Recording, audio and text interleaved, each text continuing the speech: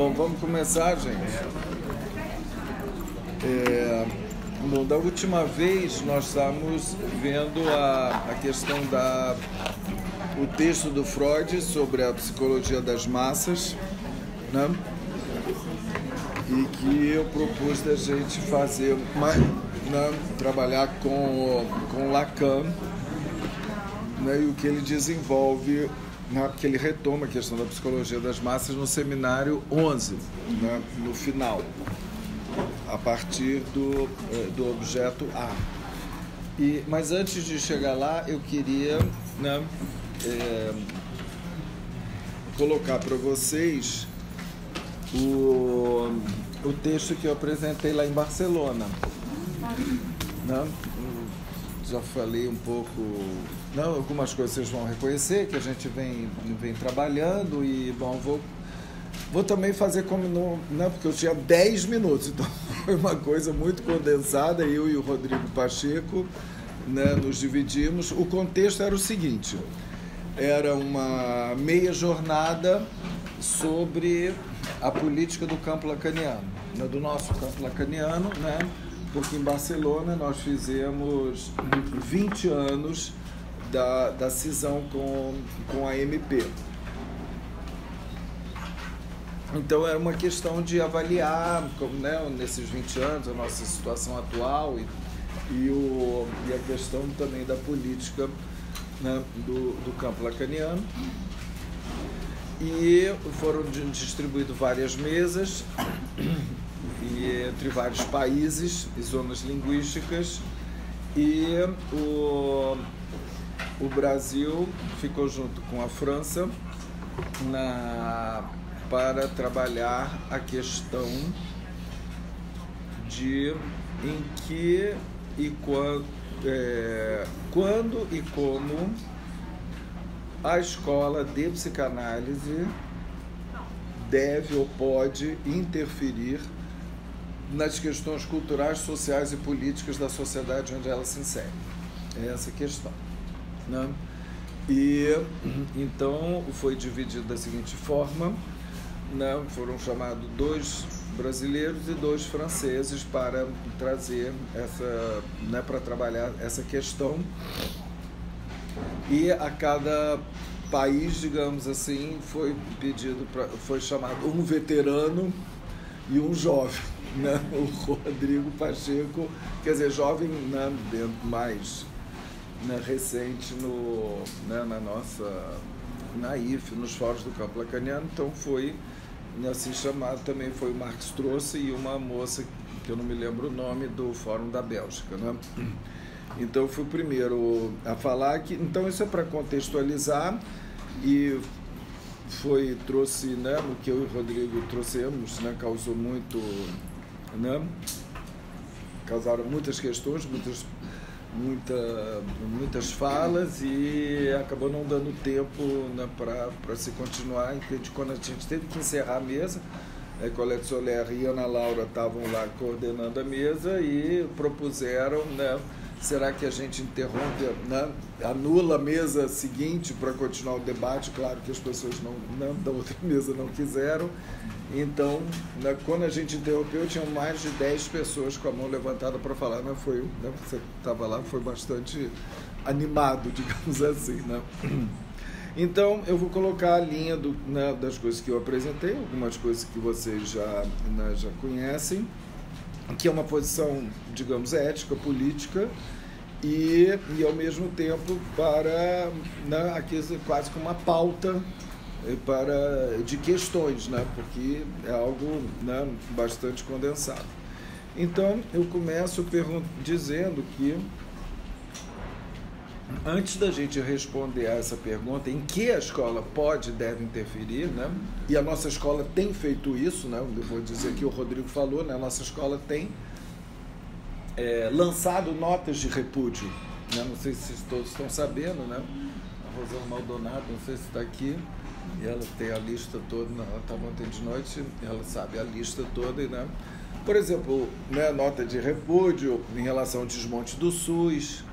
Falar mais alto, nota de repúdio em relação ao desmonte do SUS, em relação a protocolarizar o diagnóstico precoce, né, supostamente, né, do autismo, contra, né, o ataque à Cracolândia, que teve lá em São Paulo. O né? incêndio no museu. Não, isso foi uma nota pessoal minha. Bom, mas você falando... Não, pois é, mas a questão é, institucionalmente, como escola, em que a gente deve... Isso é uma coisa para todos pensarmos, né? Em que como escola de psicanálise... Então, é uma coisa que foi lançada para a nossa comunidade no mundo inteiro dos fóruns pensar, né? Refletir essa questão. E eu proponho pensar que há uma questão preliminar a isso, é se a nossa escola, acolhe e debate no seu âmago as questões sociais, culturais e políticas que ocorrem nas sociedades onde se encontram. Porque a escola não deve ser um gueto protegido dos mal-estares sociais.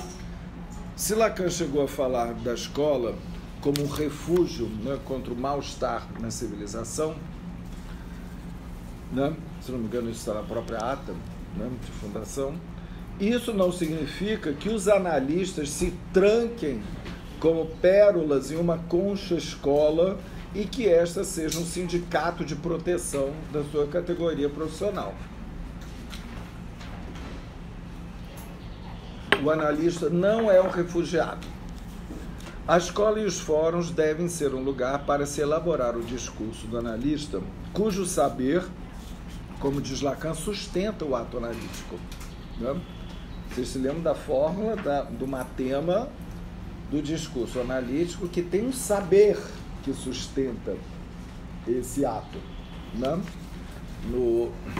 Na própria fórmula do discurso do analista,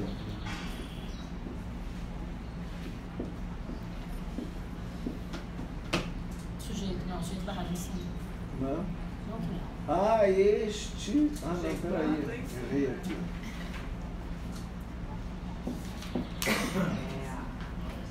Este saber aqui, que é o saber do ato. Este saber do ato não é elaborado sozinho. Né?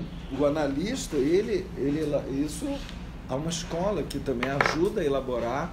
Esse saber, na verdade, é um mix de vários saberes. É o saber da própria análise, do analista, conduzindo a análise, sem o qual não há. Né? Há o saber da psicanálise, podemos dizer, e o saber que vai se acumulando, né, da história do próprio paciente, do próprio analisante. Né? A escola é um lugar de elaboração desse saber, né, do discurso do analista, que sustenta o ato analítico, e isso serve para todos nós, né, na nossa condução da análise, mas também, eu diria, não só nas análises, mas também na relação da escola com a polis. E temos que pensar nisso, né, que esse saber também sustenta essa nossa relação. Né? 20 anos depois, será que cada fórum do campo lacaniano cumpre sua proposta de trazer os outros discursos que circulam no campo do gozo da polis para suas discussões? Até que ponto também a gente não fica meio fechado na nossa concha, né? Se a gente não deveria ser mais permeável a essa proposta inicial, né, dos fóruns, que é trabalhar o discurso analítico junto com os outros discursos. Bom, será que nós estendemos os nossos princípios de iniciativa e solidariedade à sociedade? Isso, para quem não conhece, né, os fóruns foram fundados baseados em 2 princípios. Está lá na nossa carta de princípios da IFE, né, Internacional dos Fóruns, que é o princípio de iniciativa e solidariedade, e um não vai sem o outro. Ou seja, a iniciativa, no caso bem específico de você fundar os fóruns, né, de ter iniciativas, né, nós estamos até chamando iniciativas fórum atualmente em alguns lugares, né, onde não tem, né, para ir se criando esses fóruns, mas com uma solidariedade em relação ao conjunto, porque tudo que a gente faz acaba refletindo no conjunto, né? Então, será que a gente leva esses princípios para a sociedade? Devemos ou não devemos levar? São questões, né? A partir do discurso do analista, né? A meu ver, a escola é o lugar dos analistas afiarem suas armas diante dos impasses da civilização e não as deporem e cruzarem os braços, como alertou Lacan. Lacan chega a se perguntar, né, num texto que se chama A Razão de um Fracasso, que é um discurso que ele fez à AFP, a Escola Freudiana de Paris. Será que os analistas vão, né, depor suas armas diante, né, depor no sentido de cruzar os braços, depor suas armas diante dos impasses da civilização? Que armas são essas, né? A meu ver, que nós não temos muito, não é para sair, né, armando a população de revólveres, mas nós temos outras armas, né, que podem ser inclusive mais eficazes, que são o ato e a interpretação, né? O ato, a partir do ato analítico mesmo, né, e dos atos, e a palavra ato do analista, né, que é um dizer que funda um fato e fura a consistência do outro da civilização. Que nós temos que pensar, né? A nossa palavra, né? O nosso ato, nossa interpretação, né? Em termos da psicanálise, ela vai no sentido de mostrar a inconsistência do outro, né? Do grande outro. Ela vai no sentido de mostrar o furo, a castração, né? Então, é por isso que a psicanálise é o avesso da civilização, é o avesso do discurso do mestre, né? Os matemas são exatamente opostos, é porque vai no sentido de mostrar o seu avesso, né? Então, isso é uma discussão, né, que já teve, né, assim, né, entre alguns colegas, né, inclusive lá, né, do exterior, se o fato da gente falar reforça o fato ou desmonta o fato. Qual a palavra que você vai dar consistência à coisa e fazer a coisa crescer, ou a palavra que vai furar? Porque a palavra tem esses dois gumes, né? Tem uma palavra que fura, né, que eu estou chamando que é a palavra ato, né, e que pode ser sob a forma de um dizer interpretativo. Lembra a diferença entre os ditos e o dizer, né? O que, né, que Lacan, principalmente a partir do seminário 19, vai desenvolver, né, a diferença entre os ditos, aquilo que você diz, né, as palavras, e o que é o dizer como a interpretação que engloba aqueles ditos. O exemplo de Lacan do dizer é que ele extraiu o dizer: a relação sexual não existe, não pode ser escrita. É um dizer que ele extraiu de Freud. Freud nunca diz isso, mas é o exemplo que ele dá, mas está no Freud. Você pode extrair, claro que isso aqui, né, merece elaboração, né, onde que tá, né, aonde que está a relação sexual não pode ser escrito em Freud, mas está lá, né? Acho que o trauma sexual é um bom exemplo disso, né? Ou é mais ou é menos, nunca encontra, né? Então tem algo que de uma certa forma já está lá, o objeto é perdido desde para sempre, né? O encontro com o outro é sempre faltoso, né? Esse dizer a relação sexual não existe, né, ou não pode ser escrita, que isso é o exemplo que Lacan dá do que é um dizer. Não está nos ditos, nas palavras, mas é um dizer que você pode extrair. Ele não fala, mas eu acho que a gente pode pensar que quando Freud também não disse, o inconsciente é estruturado como uma linguagem. Lacan falou, mas está lá em Freud. Também é uma forma de um dizer, né? O inconsciente é estruturado como uma linguagem. Então, nós podemos pensar que o nosso, né, dever de interpretar, que é outra expressão que Lacan usa, né? O analista tem um dever, o seu dever é interpretar. Também pode a gente pode tentar interpretar qual é o dizer que tem em termos, digamos, sociais, né? E aí eu abordo uma questão que eu acho muito importante, que é o seguinte, que é o que a gente faz com o nosso saber, né? Nós, os analistas doutos que entendemos tanto do inconsciente, da estrutura psíquica e tal, não estou ironizando não, porque eu acho que a psicanálise é o que nos fornece mais, né, substrato para isso.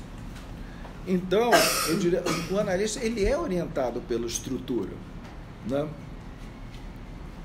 A estrutura até, né? Lacan tem várias definições de estrutura, né? Mas vamos pegar as últimas. Uma das últimas, bom, primeiro ele começa com a estrutura é a linguagem, né? Estrutura igual, ele pega, né, desde Lévi-Strauss, né? A estrutura do inconsciente é igual à estrutura da linguagem. Depois ele muda e diz que a estrutura é tal em que o sujeito, em que o objeto é ativo e o sujeito é subvertido. Então já é outro conceito de estrutura. Não é a só estrutura da linguagem. É a estrutura que implica o objeto como ativo, objeto A, né, causa e desejo, e o sujeito subvertido. E, mais adiante, ele vai situar a estrutura como a estrutura dos discursos, né? Em que aí a gente pode, digamos, interpretar a partir da teoria dos discursos, análise em intenção com análise em extensão, porque serve para os dois, os discursos, né? Como lá sociais. Então, não é por ser orientado pela estrutura que nós somos, nós fazemos aqui o tempo todo para tentar nos orientar, não é por ser orientado pela estrutura que o analista deve desprezar a conjuntura. E a conjuntura da polis em que ele vive, né? Então há alguma coisa aí que a gente tem que estar atento para a estrutura e a conjuntura. Na época do estruturalismo, nos anos 50, 60, né, na França, havia duas grandes correntes que era, digamos, o marxismo dialético histórico, história versus estrutura. Então temos a estrutura, que a gente vai perceber, a estrutura, né, que vem com Lévi-Strauss, Lacan e tudo, e tem a história, que eram como se duas correntes separadas, entende? Que brigavam. Não, vamos entender o que está acontecendo a partir da história, vamos entender o que está acontecendo a partir da estrutura, né? Só que eu acho que, né, dentro nesse sentido, eu acho que o analista não pode desprezar a conjuntura, né, onde ele vive. Ou seja, não é por ele saber que existe, como diz Lacan, esse termo forte pra caramba, o racismo estrutural dos discursos e o ódio ao gozo outro, que o analista deve ser condescendente com os discursos e atos racistas em relação a quê? As classes, as cores, né? Não gosto do termo de raça, e das sexualidades dos semelhantes. Bom, essa frase é bastante condensada, né? Mereceria várias explicações. O que é esse racismo do discurso? Lacan diz, né, que todo discurso acaba sendo segregativo, todo discurso estruturalmente, como lá social, ele é segregativo, né? Ele chega a dizer racista, né? Porque o discurso do mestre exclui todos os outros. O discurso da histérica exclui, o discurso do analista exclui. Tem isso, né? Outra forma de interpretar, né? Ontem até estávamos conversando com a Lia Silveira aqui no seminário de escola, que nos discursos, o discurso determina o lugar para cada sujeito. Cada laço social, ele discrimina o lugar onde você está. Se você é professor, você não é aluno. Ou é aluno ou é professor. E não há paridade nisso. Se você é empregado, você não é um empregador.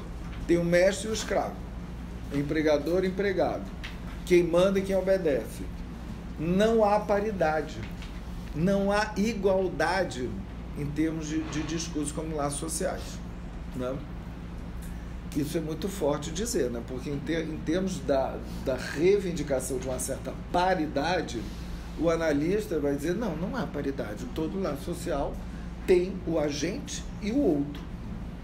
Tem o agente que comanda aquele discurso a partir do seu ato e aquele que é comandado.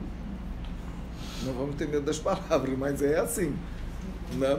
Então, tem algo do próprio laço social, né, que é estrutural, que define os lugares, né? Isso é uma coisa. Então, há uma segregação estrutural, há uma determinação, uma discriminação estrutural, entende? Que isso não dá para mudar, porque é estrutural. E, por outro lado, né, e isso é uma das definições de racismo em Lacan, que está no televisão, né, que é o ódio ao gozo outro, ao outro gozo, a um gozo diferente. Podemos dizer assim, eu acho uma das melhores definições, né, em que ele fala assim, deixar o outro com seu gozo, não considerá-lo um subdesenvolvido. Gente, isso é muito forte. Claro que o subdesenvolvido a gente já enfia a carapuça, né? Nós, países subdesenvolvidos, e os outros lá. Deixar, né, o outro com seu gozo. Deixar o outro com seu gozo e não considerá-lo um subdesenvolvido. E esse subdesenvolvido, né, pode ir muito longe de você considerar o outro como não desenvolvido, né? Um desumano. É uma forma de você desumanizar o outro porque ele não chegou a ser tão desenvolvido quanto você, né? Então o racismo, ele de uma certa forma, ele é vinculado a considerar que uns são superiores que os outros, que tem homens e mulheres que são superiores a outros homens e mulheres, né?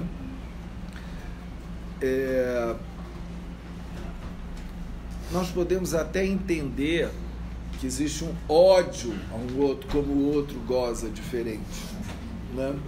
Como a gente vê, sei lá, os ocidentais não suportando, né, os muçulmanos, para ser uma coisa meio longe, ou sei lá, mais perto daqui, não suportar as religiões, né, afrodescendentes, digamos assim, né, determinados pastores ou determinado discurso que não suporta assim, um outro tipo de gozo. Isso pode ser, claro, de diversas formas. Comentei aqui com a Luciana, por exemplo, meu ódio ao Bolsonaro. Eu sinto ódio daquele cara.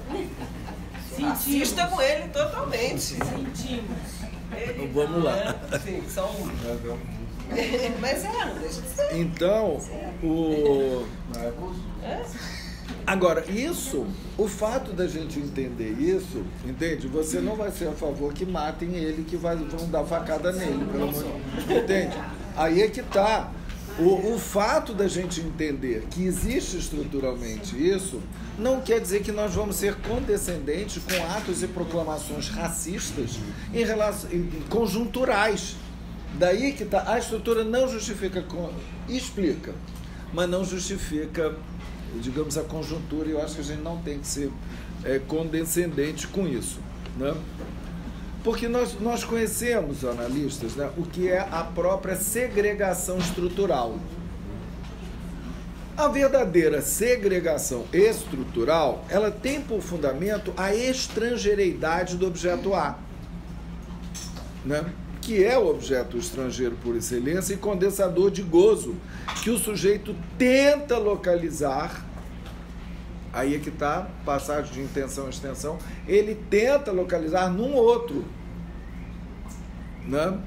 Esse é o fundamento verdadeiro da segregação, que você tenta localizar esse objeto A no outro, seja como objeto agalmático, brilho, né, admiração, causa de desejo, causa de admiração, adoração, não sei o quê, ou o outro lado do objeto A, a outra valência do objeto A, que é o aspecto do dejeto, do abjeto, do nojento, do horror, né? Porque isso é estrutural, a gente faz isso, né? Não é apenas a questão da identificação simbólica que está em jogo, né? De você se identificar a partir de traços simbólicos, né? O fundamento, digamos, libidinal, né, da segregação está baseado nisso, nessa diferença entre você, as duas polaridades do sujeito e objeto, né? E que você localiza lá no outro, que vira causa de desejo ou causa de horror e abjeção, e aí pode ir até ao extremo de fazer o que com esse outro, o abjeto? Você vai desumanizá-lo, ele não é mais ser humano, e você vai fazer... Vira rato. Ele vira um objeto e que entra dentro do que nós vamos ver daqui a pouco, dentro da lógica do extermínio, que vai até no sentido da eliminação. Gente, não é por a gente saber dessa estrutura que existe e que a gente faz isso, que nós vamos ser condescendentes com o racismo, né? Com as políticas segregacionistas, né? E aí, eu acho que o que nós temos, que podemos também, né, desenvolver, né, em outro momento, posso voltar a isso, promover, digamos, atos de repúdio ou de interpretação em relação a esse ódio, que no final das contas é um ódio ao heteros, é um ódio da heteridade, é um ódio do diferente, é um ódio, né, daquilo que marca, né, a diferença, né, com o outro. Peraí, alguém queria falar alguma coisa? Na verdade, o que eu ia perguntar, a gente está entendendo isso com relação à estrutura. Só que a conjuntura faz esse ódio mudar de objeto, né? Porque o Freud, em Psicologia das Massas, fala aqui que já não surpreende que diferenças maiores resultem em uma aversão difícil de superar. Aí ele dá vários exemplos. Do gaulês pelo germano, do ariano pelo semita, do branco pelo anticorpo.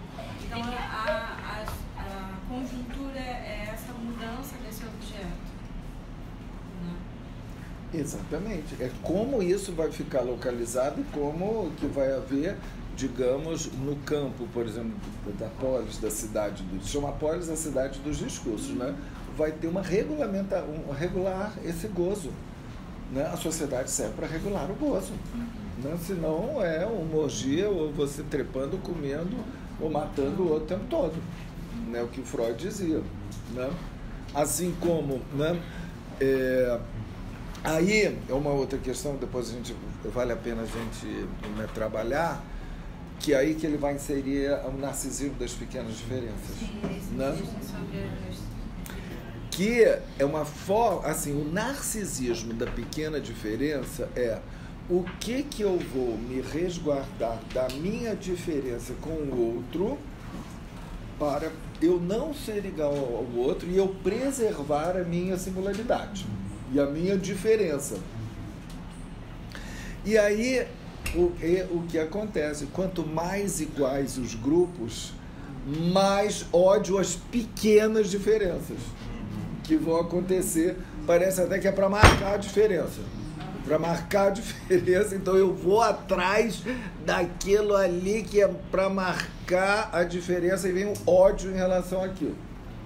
Uma imagem que me vem um pouco clichê do que se falou, mas eu acho que aconteceu um pouco, né? Quando, né, a classe, digamos, média começa, né, isso que a gente ouve falar, essas anedotas, né? A classe média baixa começa a andar de avião, né? O clichê é Dom Dó falando assim, como minha empregada está sentada ao meu lado. Saiu no jornal o comentário de uma mulher reclamando no aeroporto. O aeroporto virou rodoviária. Ela tuitou isso, não é anedota. É real. Anedota em termos de fé de ver. É real. Não, pois mas como clichê disso. Como aí vai se aproximar Né? Então, não, mantém, quer dizer, aquele que era o subdesenvolvido vai ficar mais próximo. Então, aí como você vê que... analista reclamando disso. né? E quando eu retruquei, ela virou, não, é porque eu tenho um amigo que trabalha na TAM e ele diz que isto é um perigo para a segurança das aeronaves. Eu falei, sendo que quando um avião sai da fábrica, ele tem 20 anos de garantia. Ele é feito para não dar problema por 20 anos. Aí ela ficou desconcertada. Né? Era uma colega de programa, de mestrado na UERJ. Ela nunca mais peguei carona. Tira a carteirinha dela. Mas assim, voltando à questão do objeto, eu lembrei de uma coisa que você citou, a questão do Islã.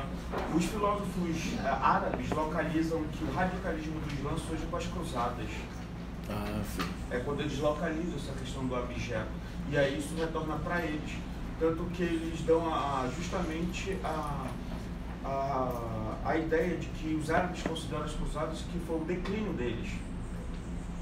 É quando o radicalismo começa a ter muita força. Tanto que quando o maior herói deles, que é o Saladino, assume como sultão, uma das tarefas que ele tem é combater a seita dos assassinos, né? E o radicalismo do Islã. Né? Ele vai, em termos bélicos mesmo, para a briga com essas seitas, né? Para tentar abafar isso. Né? Não é à toa que o maior conselheiro dele era um homossexual. Né? E aí, para eles mostrarem, do Saladino. Não entendi a relação. Os árabes falam, tanto que a gente não tinha todos esses preconceitos, que o maior conselheiro de guerra, o maior sultão que nós tivemos, era homossexual, isso não era um problema. Não é. No Japão feudal também, né? Você tinha milhares de samurais gays, né? E isso era desejável, porque você defenderia o seu companheiro em guerra, né? Sim, era a isso é um lógica. processo imperialista de transportar. Porque você pensa o Islã como sempre segregatório, né? Eles tentam mostrar que não era, né? A ponto de um homossexual fazer parte da corte, isso nunca ser um problema para eles. Né? Ao contrário, o Saladino via muito mais esse cara do que os outros. Né? Na verdade, é esse cara que faz a estratégia para o Saladino para pegar Jerusalém de volta. Muito tomados cristãos. E aí, bom, eu trago também a questão, né, que vocês conhecem, né, que ao responder a Einstein por que a guerra, Freud expôs a teoria da pulsão de morte vinculada a Eros, mostrando que é no semelhante, e é bom lembrar, que a pulsão de destruição encontra o seu alvo, né? Algo que é pulsional, que é do gozo mesmo, que faz parte, né? E assim o sujeito pode, diz Freud, humilhá-lo, estuprá-lo, torturá-lo e matá-lo. Por esse gozo pulsional, né? Então, o que a gente pode ver? Que a guerra é um momento de suspensão das rédeas da pulsão de morte e dessa orgia de gozo. E aí acontece uma orgia de gozo, né? Porque no que a sociedade suspende, assim, o não matarás, não, você pode fazer o que você quiser com o outro, o sujeito vai e faz mesmo. E aquilo que não era permitido vira um dever. Você tem que matar o inimigo, né?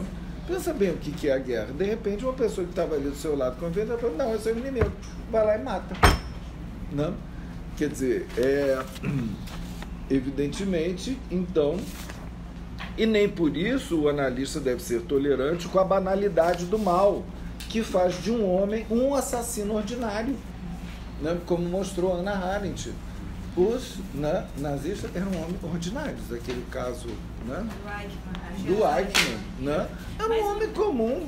Então, o que eu acho que é o grande problema, não é para a gente saber disso, que a gente vai ser condescendente com essa naturalização do mal.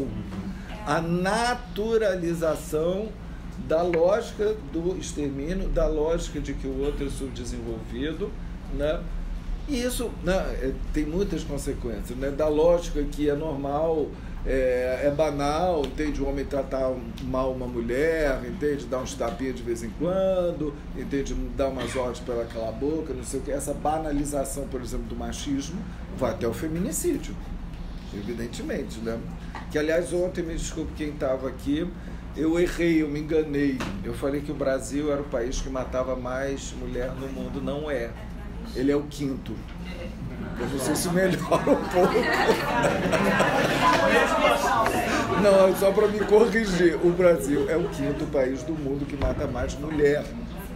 Tá? E os casos de feminicídio, eu li talvez seja. Mas parece que de LGBT está em primeiro lugar. E de negros também. Parece. Não sei. Tá. Porque você falou lá no início dessa coisa. Fala mais alto. Dessa permeabilidade, de permitir que o jornalista seja permeável a essas possibilidades de todos os discursos. E isso implica também dizer que a gente não pode ficar fixado em nenhum deles. Talvez nem no discurso do analista, que também tem que girar. Mas a minha questão é o seguinte, por que será, né, que os analistas ou a psicanálise está se dividindo, da minha concepção, dessa forma, assim, de um lado muito conservador, assumindo o discurso universitário e até o capitalista, e do outro lado uma outra banda, talvez que o Tolkien representa, e que fica alto, né, vira vidraça, de representar um outro caminho, uma outra possibilidade. Desses questionamentos que você está trazendo aqui hoje, eu acho que você tem a dimensão, mas talvez não tenha ainda total a dimensão do ódio que isso gera no meio psicanalítico. Ai, gente, que medo. É para assustar mesmo, para você prestar atenção. Você tem um jeito, não quero falar assim, né? Você tem um jeito, vamos dizer, você tem uma mente que é um pouco além disso. E muito pouco conservador. Não, mas não sou o único, não. Não, tem no muita seu gente pensamento. que... Mas no meio da psicanálise, o que é que a gente escuta? Né? Vocês acham mesmo que a maioria é conservadora? Pelo amor de Deus, senão está ferrado. Psicanalistas assumindo. Mas tem muita gente que está nesse lugar. Tá. Né? Se você precisa reduzir o valor da sessão do seu paciente, isso a gente ouve. Se você precisa, historicamente, não quer dizer que eu ouvi ontem, né? Exatamente ontem, mas historicamente a gente ouve. Se você precisa reduzir o valor da sessão do seu paciente, você reduz os minutos. Eu ouvi isso no supervisor, psicanalista. Bom, isso idoso. que você trouxe também, a gente vê que há um conservadorismo, né, grande que eu acho que permeia o meio psicanalítico também. Agora, o que a gente espera de uma análise?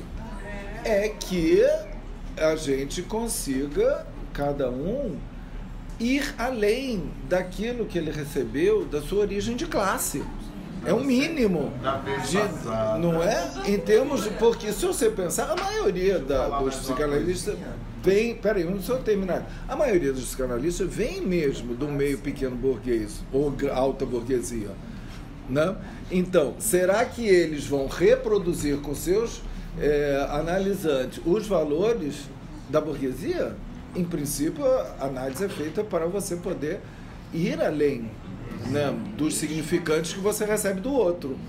Né? Mas você não acha que a psicanálise, de uma forma muito geral, quer dizer, não a psicanálise, mas os seus representantes, em sua grande maioria, são muito conservadores, muito avessos a LGBT, muito avessos a reconhecer a sua funcionária como um ser humano igual, a sua cozinheira, que da vez passada que eu tive aqui, eu citei isso. Né? Eu acho que já foi mais assim. Eu tenho a impressão que depende também. Eu acho que no Brasil, pelo menos escutando, eu acho que depende também muito de onde se escuta isso e de como está sendo feita a formação, psicanálise. Até quem estava aqui no dia do Memorial da Sônia, né, uma coisa que não se falava isso, quando aqui, por exemplo, no Rio de Janeiro se tem uma história, no Rio Grande do Sul, mas em outros espaços a psicanálise também surgindo, né, e de uma forma diferente. A gente não tem o desenvolvimento da psicanálise ao mesmo tempo igual em todos os estados da federação, né? Então também tem isso, né? Eu acho que é onde está se desenvolvendo, como está se desenvolvendo e quem está levando também isso, né? A gente vê, por exemplo, lá no Rio Grande do Sul essa herança que veio da Argentina e coisa quanto um espaço, mas ao mesmo tempo lá a gente tem instituições muito mais ortodoxas, digamos assim, outras muito mais plurais, e eu acho que isso faz a diferença também pelo olhar que essas impressões que a gente tem, né? De onde está se desenvolvendo isso. Sim. E qual meio Olha, que... eu acho o seguinte, nós estamos num momento tão difícil, né, aqui no Brasil, tão crucial, que eu quero crer que nós, analistas, temos mais pontos em comum do que divergências. Eu acho que é um momento, entende, também da gente, sei lá, apostar nisso e não nos dividirmos entre os progressistas e os conservadores, né? E que algo possa circular a partir do discurso do analista. Né? Não estou, entende, uma coisa que eu digo, eu acho que a escola não tem que ser um partido político, de jeito nenhum. Né? Mas como a gente ir se posicionando e interpretando a partir do instrumental que a gente tem. Né? Então, né, eu vou pôr aqui mais adiante, no próprio... o que eu queria realmente salientar é que a estrutura explica, mas não justifica a conjuntura, e que o cinismo não é uma virtude do analista. Não pode ser uma virtude. Aquela coisa cínica. Eu sei, mas é assim mesmo. Você é idealista, está sonhando, está com utopia. Imagina o ser humano, essa porcaria mesmo. Os fãs já diziam, o homem é o lobo do homem. Então, é todo mundo se comendo mesmo. Então, a gente não pode entrar nesse cinismo. Né? A gente tem outra virtude. Que Lacan fala em termos, né? Areté. Areté, a virtude grega, no sentido grego do termo, é o bem dizer. Que Lacan, né, nos dá isso. É algo do bem dizer. Do bem dizer o sintoma, do bem dizer o mal-estar na civilização, da gente tentar, né, interpretar isso. Né? Então, aí eu acho que a psicanálise pode contribuir com a subjetividade de cada local onde ela está inserida. Eu acredito nisso. Que nem que você vai fazer, a gente é tão pouco, não pode fazer nada. Não acho que a gente não pode fazer nada. Não acho interessante essa posição de não podemos fazer nada. Porque o discurso do analista é muito pouco, é pouco, a gente não vai pôr em análise todo mundo, não vai mesmo. Não, mas tem algo do discurso. Por que é importante isso? Porque é o discurso que sustenta os atos. Então, se existe esse discurso fascista que está por aí, que sustenta os atos fascistas, os atos discriminatórios, racistas e tal, misógino, homofóbico, racista, etc., né? A gente pode trazer um outro discurso que sustente outra coisa. E aí pode se unir até com alguns outros discursos da polis, como com alguns movimentos sociais, o Ele Não, as reivindicações, né, de negros, LGBT, pode juntar com algumas coisas assim, mas não quer dizer que vai se confundir. Né? Mas eu acho que nesse sentido tem algo a ser contribuído. Né? Não sei se estou sendo muito otimista, mas não é questão de ser otimista e não realista, tá? Mas é uma questão de postura, eu diria. Enfim, eu sou historiadora e estou em formação, né? Formação psicanálise. Oi? Mais alto. Eu sou historiadora, né? Minha formação é história. E, por exemplo, a sensação que eu tenho, e talvez isso seja uma crítica, mas enfim, vamos lá.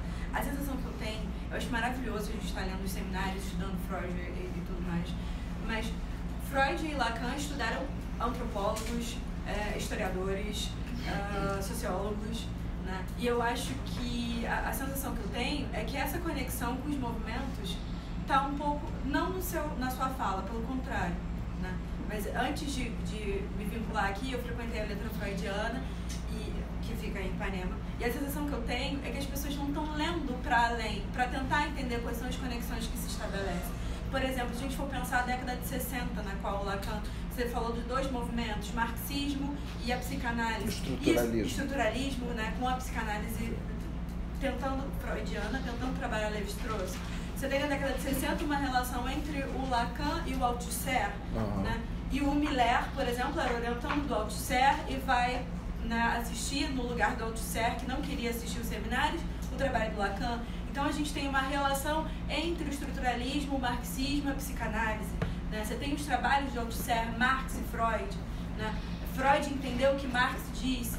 Então, essas questões que pululam e que estão dentro dos movimentos sociais como demandas, né? Inclusive para a própria psicanálise, né? O que são essas novas subjetividades, o que é o movimento queer, parece que, por mais que cada um aqui faça individualmente sua pesquisa, e eu acredito nisso, isso tinha que aparecer quando a gente está junto, né? Assim, você estudar a pequena diferença, eu trabalho, mulheres, não sei o quê, e isso precisava rodar, né? Eu acho que é isso que você está sentindo, né? Tem pessoas fazendo trabalho esparsamente, cada um a sua pesquisa, sobre essas novas subjetividades, sobre essas questões. Então, eu tenho uma sensação de que, por exemplo, quando Lacan fala areté, me dá arrepio, porque a areté era para um específico, odeio esse termo, que era para um específico tipo de cidadão na polis grega, que era o bem-dizer, mas era um bem-dizer para os homens, e para os homens específicos, que eram os cidadãos, que eram os nascidos na polis, vindos de certas Sim, famílias. mas pera lá. Também eu acho que a gente não pode pegar... Então você vai jogar fora o conceito de democracia, jogar fora o conceito de areté por causa... De forma você alguma a gente tem que extrapola... contrário. Não, eu acho que a gente pega conceitos e extrapolam para servir para... Claro, não. Mas essa questão tem que ser debatida. Essa é a questão para mim. Não dá para... O conceito é um conceito, né? Ele não veio do nada, né? Ninguém tirou ele assim da cartola. Lacan não tirou. Sim, eu posso usar areté no sentido de ética? Pode, mas é claro que sem pode. Sem dizer, né, que eu sou misógino, exatamente. Mas as pessoas têm que entender que isso foi uma subversão do Lacan a uma coisa estabelecida, né? E que isso é o legal, que dá para subverter, né? Mas tem que entender que ainda existe, para além dessa areté que o Lacan postula, uma areté dos homens belos e bons funcionando na nossa sociedade democrática. Sim, mas sim, exatamente. Porque aí aí a gente vai entrar nisso que eu vou especificar agora, que eu tenho trabalhado, né? Que são os frontes da psicanálise, que eu diria assim, áreas de combate, que Lacan propõe na proposição, né? Sobre o analista da escola. Mas só para terminar a questão da virtude, que eu diria que o cinismo não é uma virtude, né? E que pode ser até, eu queria depois, né, ainda ver se dá tempo esse ano, de trabalhar essa relação de final de análise com, né, pegar exatamente o momento de intenção e extensão, tá? Como é que se termina isso? Porque Lacan fala que pode haver um saldo cínico da análise, né? O saldo cínico, porque você chega saldo cínico, um saldo cínico.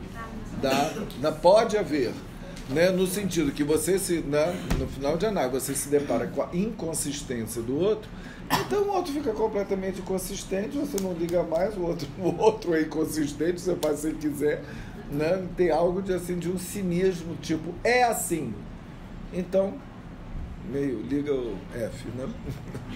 Então que não é o caso que eu diria, eu acho que é uma coisa problemática, né? Eu acho que né, eu até dei um exemplo que chocou muita gente, mas aqui no Brasil, né, é bastante conhecido, que eu coloquei que o cinismo do analista e a falta de ética pode ir tão longe a ponto de participar da tortura, de um analista participar da tortura, como no caso da ditadura brasileira, que foi o caso do Amílcar Lobo, que voltou ontem, inclusive, né?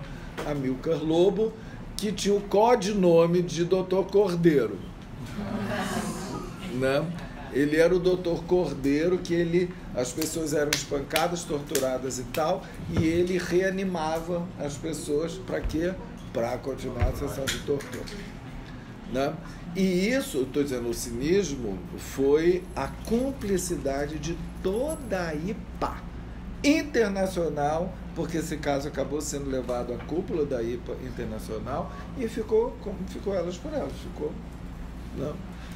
né? Então tem aí algo de um consentimento a um absurdo desses, né?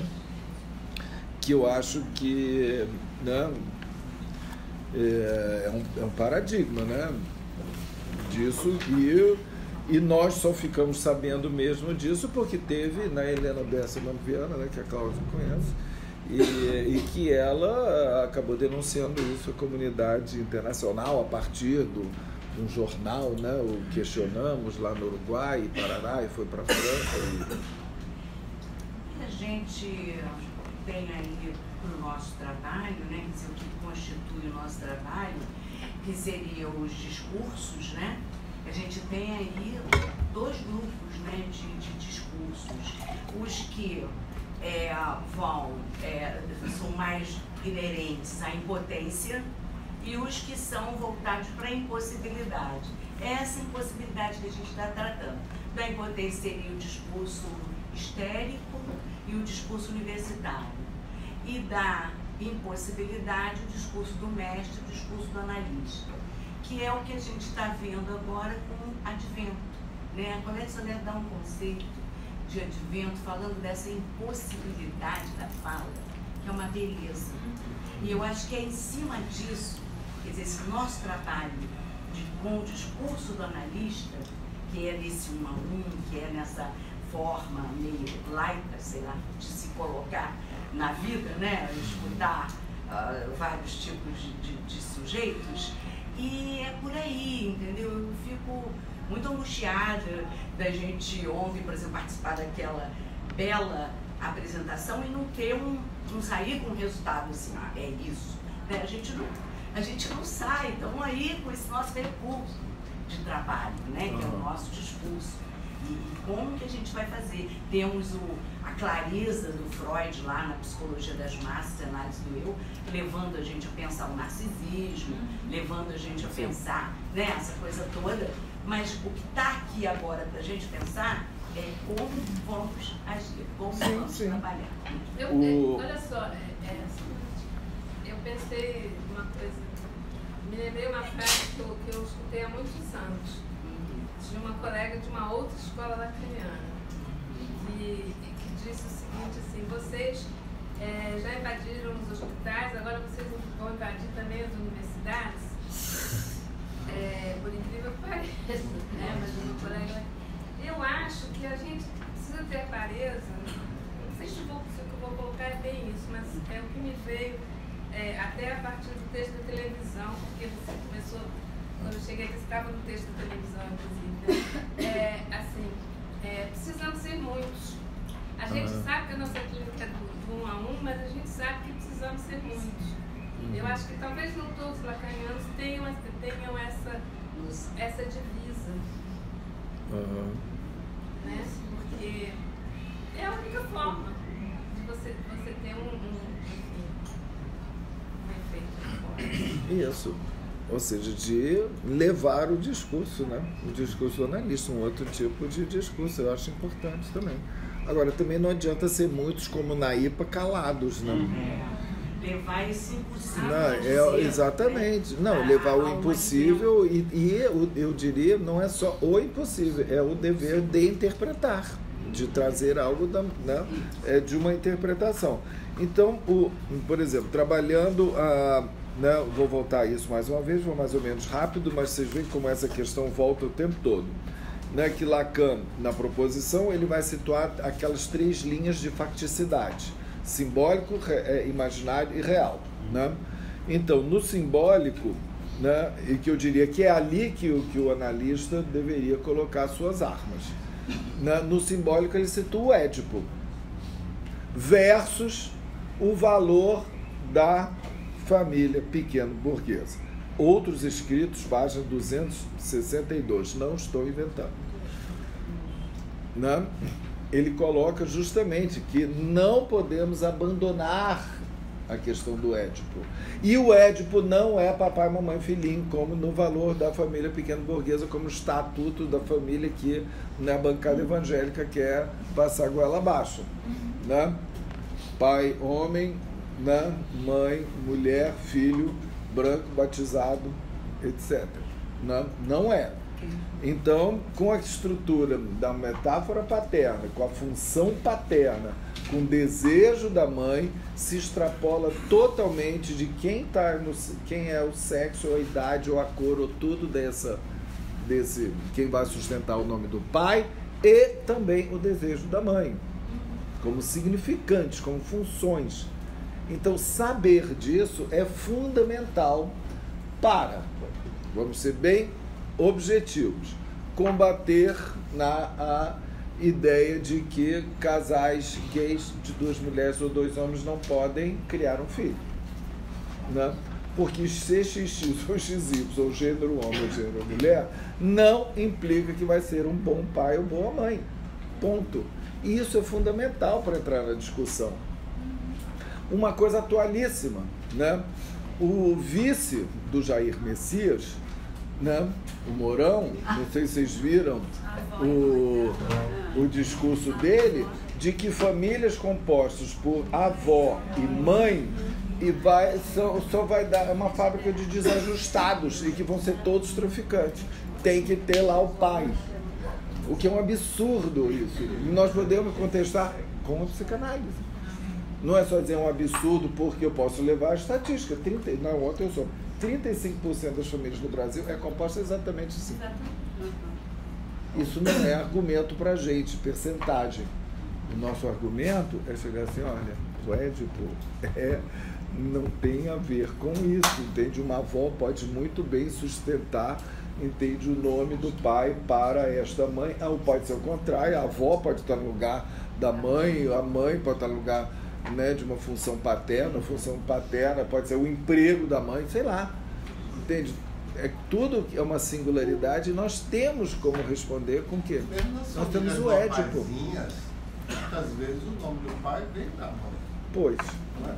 E muitas vezes o desejo materno, o cuidado e até perto do aleitamento vem do pai. Do biológico. Pois é. Né? A gente, aí que tá. Então, o que nós temos? Nós temos o Édipo para combater esse tipo de... Né? Que acaba sendo, né, um grande preconceito. Então, nosso colega da Itália está na internet. Que? Nosso colega ME na Itália dizer sobre os casais homossexuais que teriam um problema de criar as crianças. Ele disse isso, tá lá, ele tem um vínculo com a religião, tá Vaticano. E como é que dentro, é isso que eu fico chocada, junto. Como é que dentro da nossa escola, uma ME, tem a capacidade de dizer isso, né, como psicanalista, no nome do campo lacaniano. É um absurdo, gravíssimo. Mas foi isso que eu denunciei lá em Medellín, há 2 anos atrás. Porque quando teve... E ele não foi o único problema que ele não... Eu sei. Não tá. Não tá. Vocês souberam disso? Não. O negócio é o seguinte. É gravíssimo, mas já que você trouxe, né? Para quem não sabe, é o seguinte. Exatamente. Eu descobri assim, porque o negócio é o seguinte, quando teve há 2 anos atrás, 2 a 3 anos atrás, a discussão de um projeto de lei, né? Estou falando isso, Codó. O projeto de lei se chama Mariage pour tous, casamento para todos, e a questão da homoparentalidade, né? Quer dizer, de casais gays poderem adotar filhos, teve uma discussão na França e também na Itália. E vários psicanalistas de renome disseram absurdos dentro dos valores da família pequeno-burguesa, né? Teve um que falou assim, mas olha, não é possível uma criança crescer sem ver o pai sendo carinhoso com a mãe, ou aquele olhar de amor do pai para a mãe. Não, coisas vocês não acreditam. Não é possível uma criança crescer sem ver os genitais dos pais e a diferença sexual dos genitais dos pais, confundindo diferença sexual com diferença anatômica dos sexos, né? E esse, né, que foi também por onde que eu, né, realmente eu fiquei, né, muito chocado, ele falou que não é possível sem a diferença sexual uma criança passar pela crise de Piana, né? E ele foi chamado para o Congresso Em Roma. Ele fez o nosso prelúdio de Medellín. E chegou a fazer um prelúdio do... Né, em que, pois é, isso foi um problema, né, que eu até mandei uma carta para o CRIF, para o Conselho de Representantes e tal, e o que aconteceu é que eles colocaram lá no nosso site, né, a nossa posição. Mas, né, de uma certa forma, é claro que, né, que a coisa ficou aí, né, desse jeito e claro que é a nossa posição, assim, de que o psicanálise não vai dizer nada, o que é normal, o que não é normal, não vai prejudicar, né, nada em relação a isso. É um absurdo mesmo, né? Porque o que aconteceu no dia seguinte, que ele fez esse pronunciamento público no Congresso, lá aparece psicanalista homofóbico, né, contra a lei Titinac, parece, não me lembro bem o nome da deputada que propôs, contra a lei, não sei o que, não, pareceu letras garrafais, né? E aí a coisa, não. Eles atribuíram que ele era de outra escola. Aí veio o presidente de outra escola dizendo: este senhor não é da nossa escola. Ele, aliás, a nossa escola acha muito bom e apoia essa lei, não sei o quê. Aí ele escreveu uma carta de resposta dizendo que ele pertencia, né, à escola dos Faus do Campo Lacaniano, e reiterando e chamando as pessoas, né, que os homossexuais que reivindicavam essa lei, que não era nem tanto os homossexuais, foi feito por uma deputada, né, mas que reivindicava, eles eram tão terroristas quanto o ISIS, apenas. Então, invertendo tudo, né, de chamar os gays de gaysistas, né, vai dentro dessa linha, né, de inversão. É justamente dentro desse aspecto que Lacan está falando. Vocês veem que é isso que a gente está falando. Como que... E ele é ligado ao Vaticano. Também eu acho que... Tem vários... ele dá seminários no Vaticano. Exatamente. Espiões do Vaticano. Mas eu acho o seguinte, também o fato dele dar aula no Instituto do Vaticano, né? Então alguém que dá aula na PUC não quer dizer que seja católico, né? A questão é polêmico, né? Uma questão da declaração. A não possibilidade de passagem para o ético. Exatamente, como se os filhos de casais homossexuais não pudessem passar pelo complexo de ética. Só que não tem nenhuma clínica, né? Hã? Não existe clínica. Não tem clínica. Não, nem não. Aí é que tá. Nessas coisas a escola deve se pronunciar? O que vocês acham? É uma questão para a gente debater. A escola, quando aparece uma coisa dessa, a escola deve se pronunciar publicamente, socialmente? Não? Será que nós não temos instrumentos para afirmar? Como escola, não é só como cada um. Mas vai ter reações contrárias, fortes, dentro do próprio meio psicanalítico. Pois é, mas é... Não, eu acredito que a gente possa ter coisas que unam os psicanalistas. Né? É questão polêmica, mas... Tem que se colocar, eu acho que a escola tem que se colocar assim, e dizer importante perceber que há uma reação a isso. Mas você só percebe a reação que você se coloca. E é fundamental para a escola se colocar. Pois é, porque é muito diferente cada analista ir se colocando como analista, não a partir da minha experiência, a partir do meu saber, a partir do que eu elaborei e tal, do que uma escola se colocar. Né? Então, é uma... Aí que tá, por isso que é importante essa questão da gente encontrar lugares de elaboração do discurso analítico em confronto com, né, com os outros, as outras formas de saber. Me chama a atenção de quando ele disse que fazer parte do campo lacaniano de não falarem nada. Pois é, eu acho que também é bastante, né, problemático, né? E é uma questão, se isso não seria uma questão frente à escola, né, se a escola deveria, né, se pronunciar. Né? E, bom, aí temos também a questão do imaginário, né, e do e do real, né?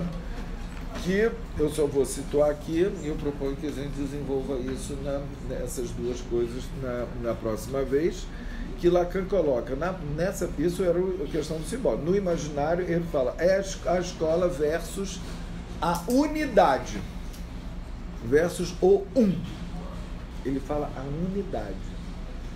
É muito interessante.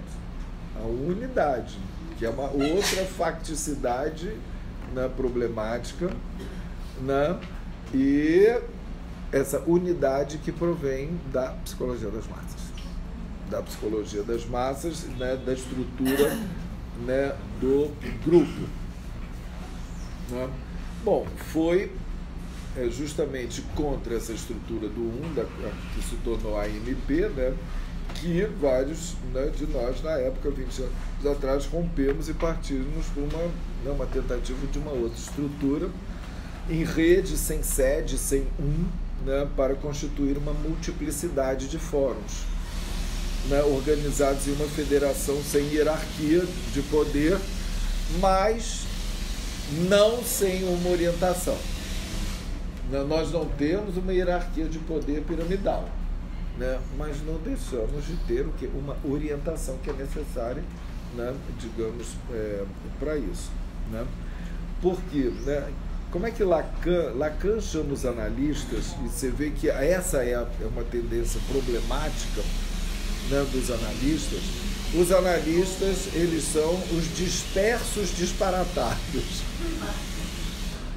Como unir os dispersos disparatados sem a gente cair na lógica do grupo da psicologia das massas, de ter um significante e alguém que vai encarnar um S1 e que vai determinar toda aquela estrutura piramidal do grupo, que a gente encontra no exército, que está aí no ar, atualmente, no exército, representado pelo general, ou na igreja, no lugar do Cristo. Ele não coloca o Papa, o Freud, ele põe o Cristo. E o Cristo é como uma ideia, ou uma abstração, diz Freud. Então, que a massa ela pode ser constituída, essas massas organizadas, por uma abstração ou por alguém que encarne essa abstração ou ideia. Podemos dizer um S1, um significante mestre, e aí vai ter o quê? A unidade, que Lacan fala, o tal do que vai estruturar, estruturar isso, e ele coloca justamente esse perigo da escola ser, ou seja, e tem sempre isso, porque o homem tem uma tendência ao grupo. Freud chegou a falar em pulsão gregária. Ele tenta explicar o que seria essa pulsão gregária, a partir do conceito da identificação. Que as pessoas se identificam com aquele significante, aquela ideia, e que vai ser sustentada por uma pessoa. Eu achei interessante ontem, na discussão que teve aqui na escola, que a Lia trouxe, podemos pensar que, por que o Jair Messias está com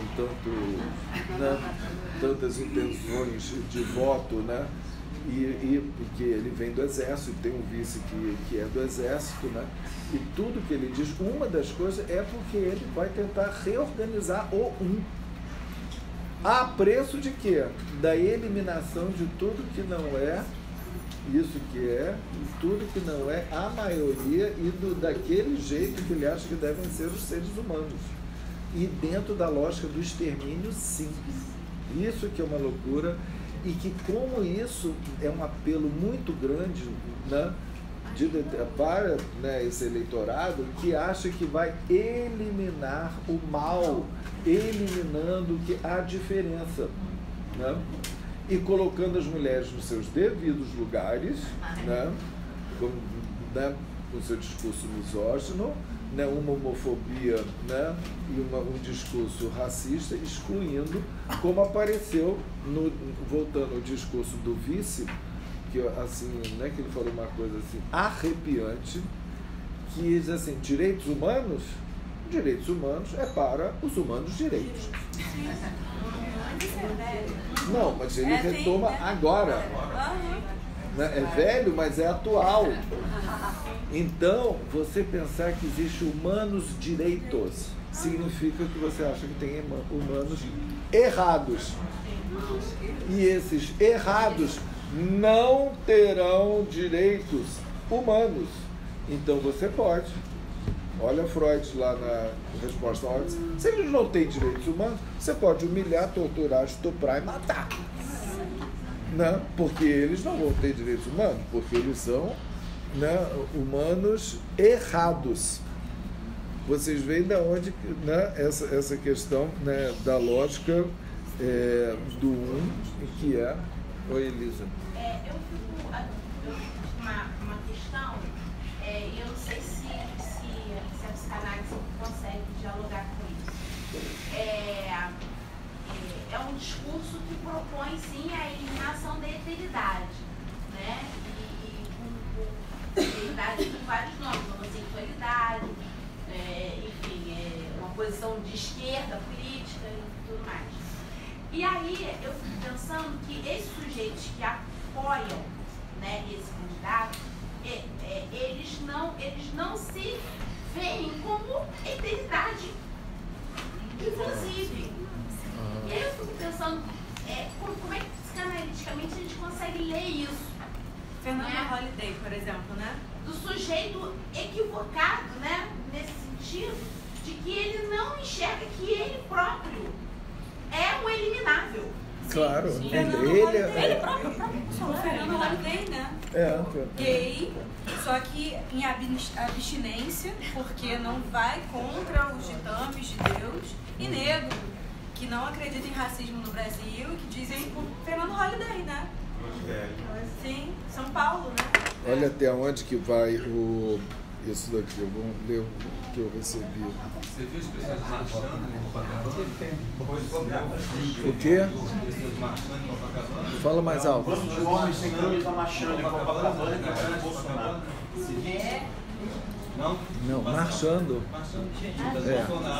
Exatamente, vocês veem a identificação a um grupo organizado, para ser organizado diante do caos. Agora, olha o que eu recebi aqui, que é de um administrador de uma página que ele diz que chama de antiproibicionista, chamado Direito às Drogas. Ele é a favor da descriminalização da maconha. E aí ele diz, hoje compartilhei um link da campanha Ele Não, dizendo que o usuário de maconha não vota em candidato que o criminaliza. Aí apareceu um cara dizendo que fuma maconha há 20 anos e que o maconheiro de bem não tem por que ter medo da política do Bolsonaro. E aí outro apareceu para dizer que maconheiro de bem é definido como uma pessoa que estuda, trabalha, tem família, fuma em casa e as pessoas não precisam saber que ele é usuário. Gente, nem que ele é gay, nem olha só, então então vocês veem a lógica que vai, né, da lógica do essa é a lógica do com o extermínio, com a eliminação da diferença, né? Então tem esses significantes identificatórios que são os de bem, que são os humanos direitos, né? E vocês veem, né, o perigo disso, porque é também cada um negar, como você está falando, a sua própria estrutura segregativa que cada um tem. Que ele pode ser o próximo. O que a Lia quis trazer ontem. É o que a Lia quis trazer ontem, foi esse ponto. Exato. Estrutura segregativa. Não colocando no outro. Exatamente. A estrutura segregativa é nossa, é de cada um. Eu sou sujeito, mas eu sou objeto também. E eu tenho que saber que eu sou também objeto do outro, tanto como causa de desejo como causa de horror, né? e que eu posso ser eliminado, né? Como eu posso colocar o outro no lugar a ser eliminado. O Bolsonaro sendo esfaqueado é prova disso, né? Hã? Bolsonaro sendo esfaqueado é prova disso, né? Não é? Da Parece própria lógica, né? um bumerangue que entra nessa lógica, né? Eu acho incrível assim, a precisão que algumas expressões do Lacan e a atualidade realmente. Né? Quando ele fala de Eros, quando ele diz é o perigoso mito do um. A gente acreditar que existe uma espontaneidade para a união é mentira. A gente tem que lutar isso, porque não existe mentira. E a outra expressão que eu acho também precisa dele é quando ele fala paixão pela ignorância. Porque tem muita gente que já disse, eu não vou ler o que você vai enviar sobre política. É um não querer ser ativo. Ativo. É impressionante. E no caso mas dele, é uma paixão. A questão da corrupção, ele não é corrupto. E tudo que há de corrupção nele, eu não leio. O enriquecimento ilícito, o uso do dinheiro para moradia, para investir em moradia com imóveis, uso de não, e o sinistro, quando pergunta, ele fala, é isso mesmo. Aí eu não leio. Não, as pessoas aplaudem. E quando ele é questionado, ele diz, é isso mesmo. É isso mesmo. E as pessoas aplaudem. É a paixão, né? Porque Lacan definiu 3 formas de paixão: o amor, o ódio e a ignorância. No momento é a ignorância e o ódio, né? Porque o ódio ao outro. Eu vi outro post hoje de manhã vindo para cá horroroso sobre essa coisa que você traz do Freud, né? De que então eu posso usar, eu posso matar, eu posso fazer. O cara colocando, foi pintado por um grupo de que o conselho que ele daria aos jovens, que se ele encontrar uma mulher que tem uma filha pequena, que ele fique, que ele cuide, porque quando ela chegar na adolescência, ele terá o direito a virgindade da moça, da filha, porque ele sustentou a vadia. Sim. Isto é sério. Isso já tem uns 3 meses. Com estas palavras. Isso já tem uns 3 meses. Quem falou isso? O eleitor do Bolsonaro. O eleitor do Bolsonaro, num post interno a um grupo de homens que apoiavam o Bolsonaro e vazou. Printaram, alguém printou e vazou. De que o conselho que ele dava aos jovens eleitores do Bolsonaro é que, ao encontrar uma mulher que já tenha uma filha, né, que eles não abram mão, porque ele abriu mão de ficar com uma vadia que já tinha uma filha e agora ele se arrepende. Porque se ele tivesse sustentado, ficado e alimentado, agora ele teria o direito de tirar a virgindade da adolescente. Agora, se ele usa o termo chula, dizer tipo uma novinha de 15 anos, alguma coisa assim, eu não lembro todo o post, não. Mas é porque ele diz que encontra a ex-namorada com a filha com uns 13 anos na rua. E que ele se arrepende de não ter sustentado esta mulher. Ele teria o direito. E essas coisas sempre existiram. Entende? Não é novidade. É algo, né, que casos assim escabrosos desse tipo existem. Eu acho que o grande problema é que como esse discurso, ele não só saiu do armário e veio à tona, como ele está sendo normalizado em alguns lugares. Normalizado. E aí as pessoas perdem a capacidade de terem horror. Eu fiquei pensando aqui, o quanto que isso não pode ter, não sei se é um exagero pensar nisso, uma relação com alguma coisa do que era da ordem do primeiro tempo da fantasia, que saiu da fantasia, do meu pai bate numa criança que eu odeio, e que ela é eliminada subjetivamente pelo espancamento, é o que o Lacan fala do primeiro tempo da fantasia, e eu eleger um pai que mata esse que eu odeio, que eu não quero que exista e que eu quero que seja anulado, subjetivamente, não sei. É por isso que tem algo delirante no ar.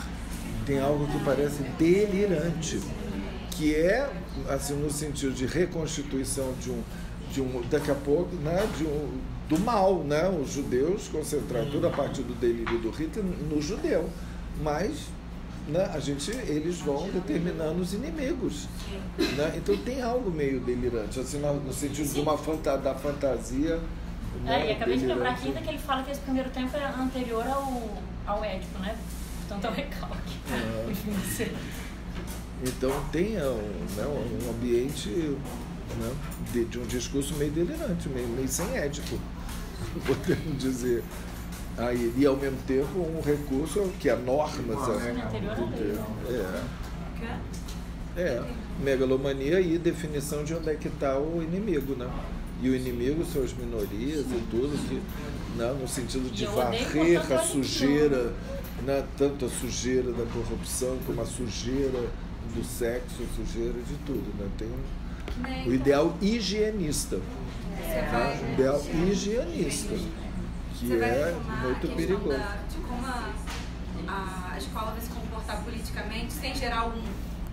Pois é, vamos tentar trabalhar isso. Isso aí. Então tá bom.